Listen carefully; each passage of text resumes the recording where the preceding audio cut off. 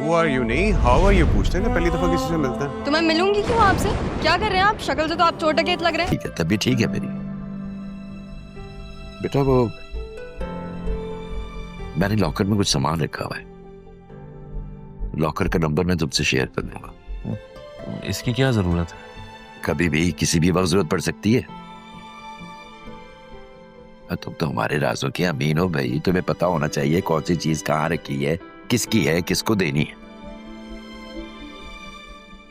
चले ठीक है पापा, अगर आपको ठीक लगता है तो सही है। और बेटा उसका क्या हुआ, ड्राइवर का? पापा वो एक आदमी को बुलाया है, अभी तो खैर ट्रायल पे है वो, 2-3 दिन देखते हैं, फिर उसको फिर हायर कर देंगे घर के लिए। ठीक है बेटा। वो सुपरवाइजर की जॉब के लिए एक बंदा आया था ना अपने ऑफिस में। जी जी, मेरे ख्याल है उसको बुला लो, वो बंदा मुझे ठीक लगा।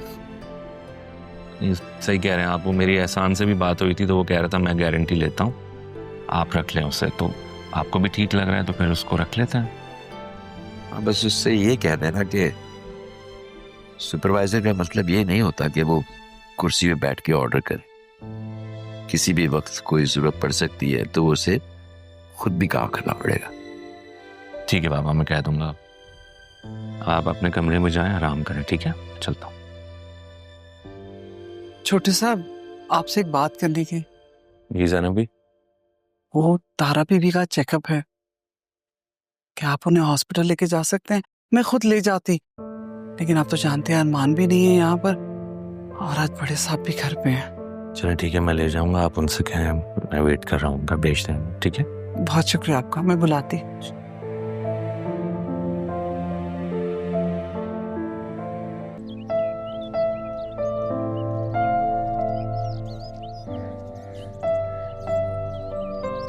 जब से आया घूरी जा रहे,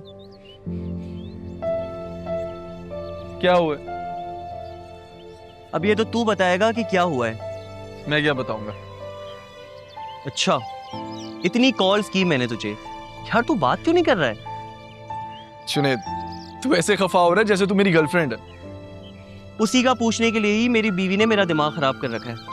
212 दफा फोन करवाया है फरवा ने, और 213वीं मर्तबा तूने अपना फोन ही ऑफ कर दिया। और तू ऐसे उल्लू की तरह मुंह लटकाए क्यों बैठा है भाई? ओ हाँ, कहीं ऐसा तो नहीं कि आपकी मलका आलिया ने अपनी सल्तनत में दोस्तों से बात करने और हमारे दाखिले पर पाबंदी लगा दी है? अरे यार, तू अभी भी मुस्कुरा रहा है, बता दे यार, उस दिन ऐसा रेस्टोरेंट में क्या हुआ था जो तूने फरवा से कहा था कि खुदा ने आपको वसीला बनाकर भेजा है?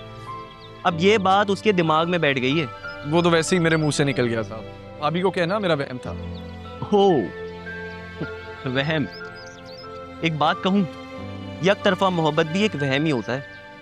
इससे अच्छा कि इंसान किसी जानवर को पाल ले और उसके नखरे उठा ले, क्योंकि एक तरफा मोहब्बत में इंसान खुद को ख्वार ही करवाता है यार। खैर, मैंने तुझे डिटेल्स का कहा था। आपकी इतला के लिए अर्ज करता चलूं कि मैंने बताया था कि वो लोग काफी अरसे से मुल्क से बाहर है, और अभी कुछ वक्त ही हुआ है जो यहाँ पर मूव हुए हैं। अगर आप अपने वहम से बाहर निकलोगे तो आपको याद रहेगा ना। I'm सॉरी, सही कह रहा है, भूल गया था मैं। और मैंने ये भी कहा था कि डिटेल्स भी मिल जाएंगी। थैंक्स यार।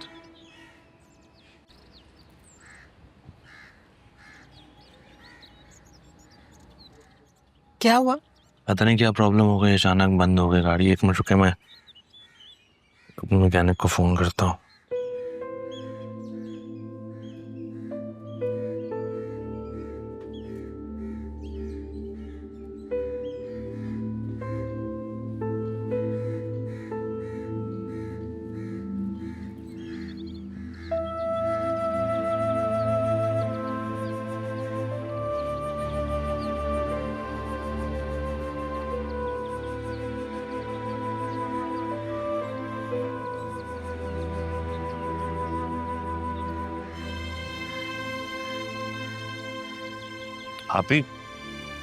अभी आप कहाँ जा रही हैं?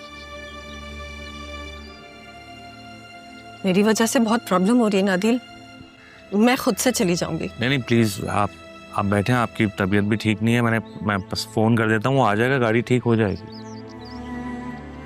मुझे माफ कर दो अदील। आप ही प्लीज बैठे। यार जुनैद, ये बड़े लोग इतने बेहिस क्यों होते हैं? क्यों, क्या हुआ? सैफ साहब ने कुछ कहा है? यार वो तो ऐसे नहीं लगते। नहीं नहीं, सैफ साहब तो बहुत अच्छे हैं। तो फिर किसने कह दिया?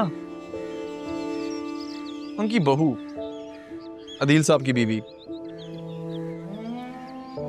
यार सबको बहुत तकलीफ देती है वो, उसका बस ही नहीं चलता।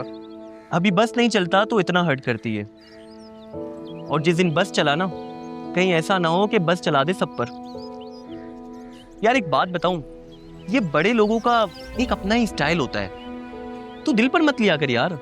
जब मामला दिल का हो ना, तो दिल पर ही असर होता।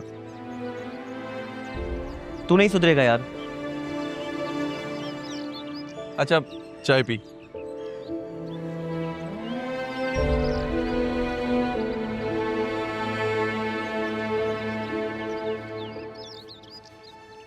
अम्मा भी के गुजरने के बाद आप ही आपकी मोहब्बत ने और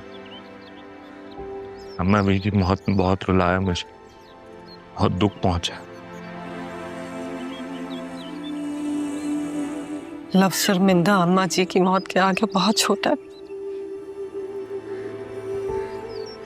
मेरी जिंदगी का सबसे बड़ा बोझ और दम अम्मा बी की मौत ही है।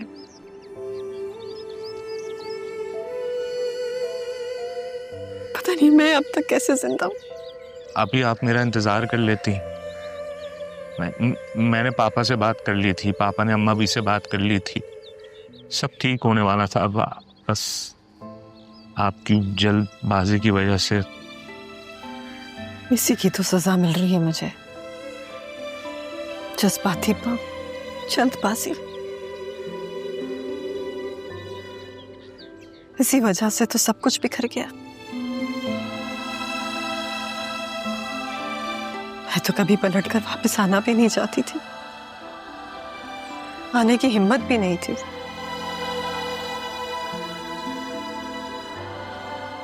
मगर औलाद की चाह ने मुझे लौटने पर मजबूर कर दिया। ये औलाद की मोहब्बत भी कितनी अजीब होती है ना दी। कभी बहुत बड़ी ताकत और कभी बहुत बड़ी कमजोरी।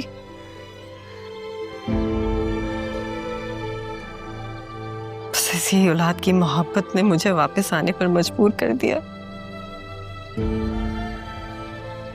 तुम लोग के आगे हाथ जोड़ने पर मजबूर कर दिया। मेरी बेटी को सहारा देने पर मजबूर कर दिया।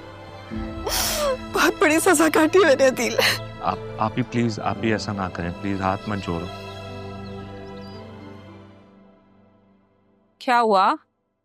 सलमान से कोई बात हुई है? सलमान का नाम ना लें आप। क्यों, क्या हुआ? मैंने उसे छोड़ने का फैसला कर लिया है।